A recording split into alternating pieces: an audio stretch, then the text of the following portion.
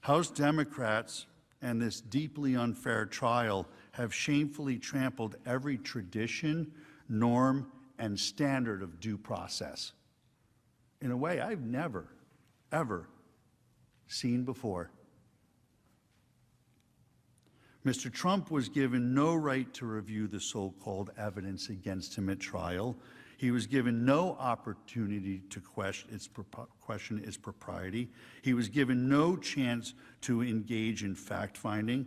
Much of what was introduced by the House was unverified, second or third-hand reporting cribbed from a biased news media, including stories based on anonymous sources whose identities aren't even known to them, never mind my client.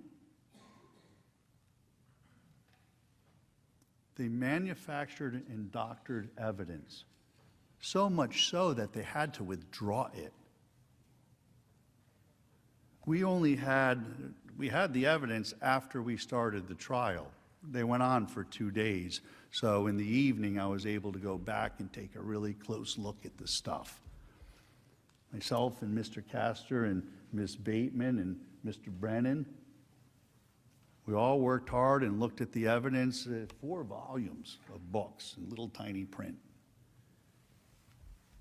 And we literally had, 12, 14 hours to really look at the evidence before we had to go on. And just in that short time of looking at the evidence, we saw them fabricating Twitter accounts. We saw the masked man sitting at his desk with the New York Times there.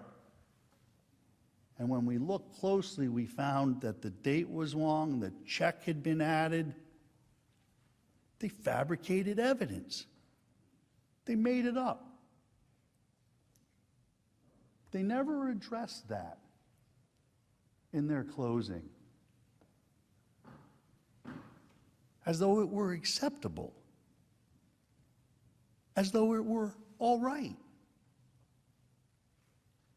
as though that's the way it should be done here in the Senate of the United States of America.